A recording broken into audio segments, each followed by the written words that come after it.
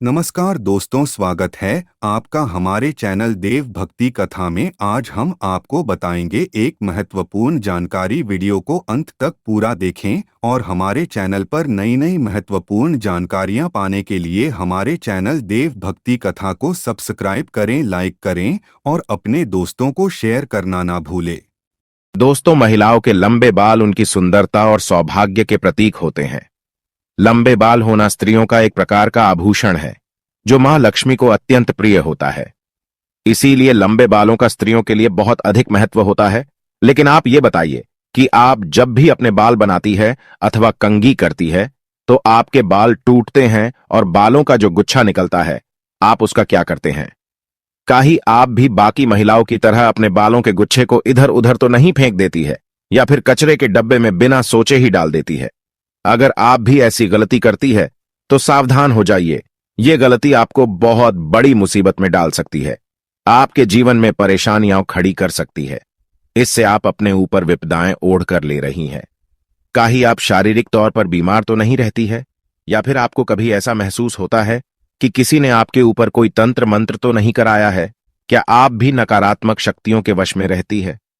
अगर आपको भी बार बार क्रोध आता है, आप हमेशा गुस्से में रहती है, चिड़ापन सताता है, पेट से संबंधी बीमारी है अथवा मानसिक परेशानियों से जूझ नहीं रही है, इसके पीछे आपके बालों का गुच्छा हो सकता है जिन्हें आप यूं ही फेंक देती है। इतना ही नहीं, ये आपके जीवन में आर्थिक परेशानियां भी खड़ी कर सकती है।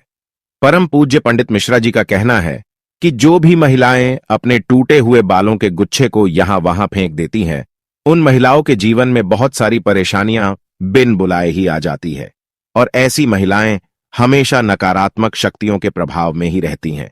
तो दोस्तों, आखिर इन बालों का करना क्या चाहिए? आपके मन में भी यह प्रश्न अवश्य ही आता होगा। तो आज के इस वीडियो में आपको बताने वाले हैं टूटे हुए बालों को क्या करना चाहिए, उन्हें कहां फेंकना चाहिए, क्या उनका दान करना सही होता है? इन सभी सवालों के जवाब जानने के लिए आप इस वीडियो को पूरा जरूर देखें। लेकिन उससे पहले अगर आप इस चैनल पर नए हैं तो इसे सब्सक्राइब जरूर करें। साथ ही वीडियो को लाइक करके कमेंट में श्री शिवाय नमस्तुभ्यम जरूर लिख देना।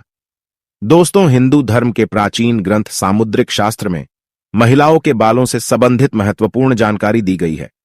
महिलाओं के बालों से ही उनके स्वभाव और व्यवहार तथा भाग्य का भी पता चलता है। स्त्रियों के बाल देखकर ही जान सकते हैं कि उस स्त्री का आचरण कैसा है। सामुद्रिक शास्त्र के अनुसार महिलाओं का माथा चौड़ा हो तो वह भाग्यशाली होती है, साथ ही अगर उनके बाल लंबे हो तो वह साक्षात मां लक्ष्मी का ही रूप होती है। महिलाओं के लंबे बाल उनकी सुंदरता में चार चांद लगा देते हैं। जिन महिलाओं के बाल लंबे, काले और घने होते हैं, उन पर माता लक्ष्मी की विशेष कृपा बनी रहती है। ऐसी महिलाएं जीवन में हर प्रकार का सुख प्राप्त करती हैं।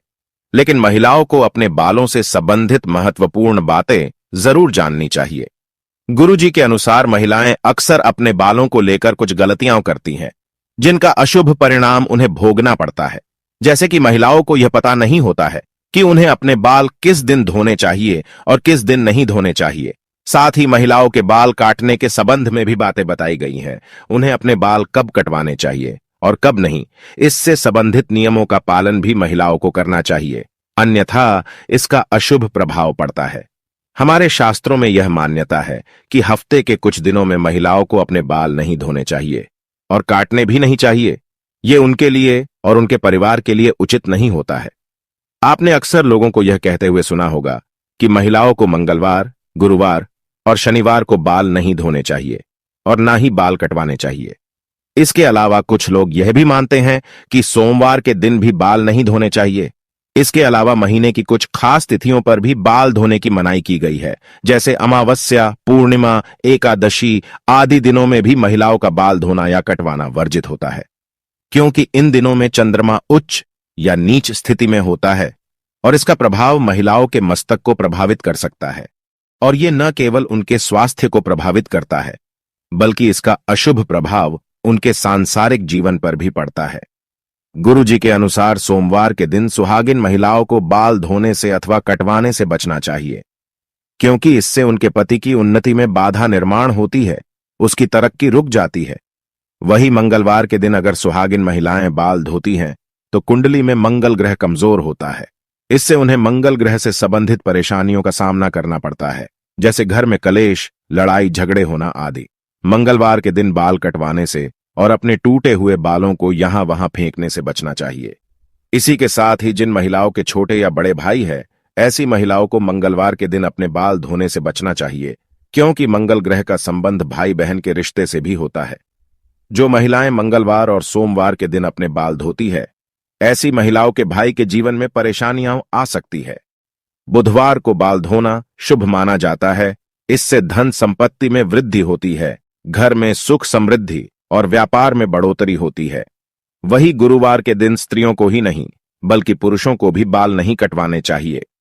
कहा जाता है कि गुरुवार के दिन बाल धोने से घर में दरिद्रता पसार लेती है, आर्थिक तंगी होने लगती है, धन की हानि का सामना करना पड़ता है और गुरु कमजोर होने पर आपका ऐश्वर्य और धन वैभव भी नष्ट होने लगता है।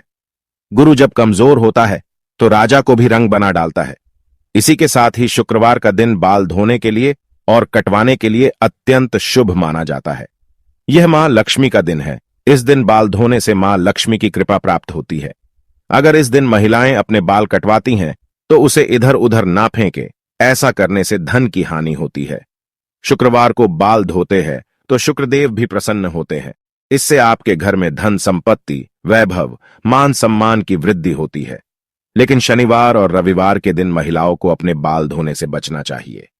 कुछ महिलाएं छुट्टी होने के कारण रविवार को बाल धोती है, लेकिन ऐसा नहीं करना चाहिए, क्योंकि इससे कुंडली में शनि, राहु और केतु कमजोर बनते हैं, जिससे आपके जीवन में शारीरिक, मानसिक और आर्थिक तौर पर कई परेशानियां निर्माण होने लगती है।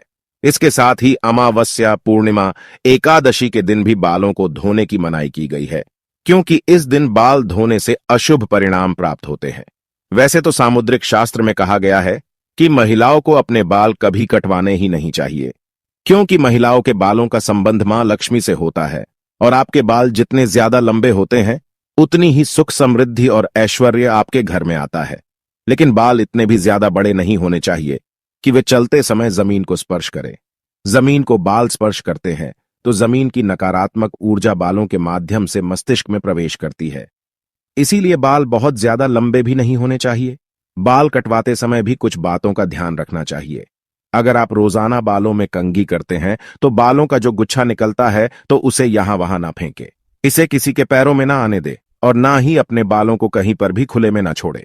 रोजाना कंघी करते समय बालों का गुच्छा तो निकलता ही है और महिलाएं बिना सोचे ही उसे नाले में अथवा कचरे के डब्बे में फेंक देती है, या कुछ महिलाएं इसे जमा करके रखती हैं और किसी दिन बेच देती है।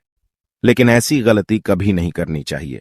महिलाओं को यह जानना जरूरी है कि महिलाओं के बालों से तंत्र शास्त्र किया जाता है और जो महिलाएं अपने बालों को यहां वहां फेंक देती हैं और उनके बाल किसी दुष्ट या पापी व्यक्ति को मिल जाए तो वह उन बालों का दुरुपयोग कर सकता है। इसके साथ ही ऐसे बालों की तरफ नकारात्मक शक्तियां भी आकर्षित होती हैं, जिसका नकारात्मक प्रभाव उस महिला के जीवन पर पड़ सकता है। ये नकारात्मक शक्तियां उन पर हावी हो सकती हैं और उन्हें मानसिक रूप से परेशान कर सकती है। इसी के साथ ही कई तांत्रिक लोग महिलाओं के बालों का प्रयोग करके महिलाओं पर वशीकरण भी कर लेते हैं। साथ ही तांत्रिक लोग अपने तंत्र शास्त्र में शक्तियों को सिद्ध करने के लिए भी महिलाओं के बालों का इस्तेमाल करते हैं।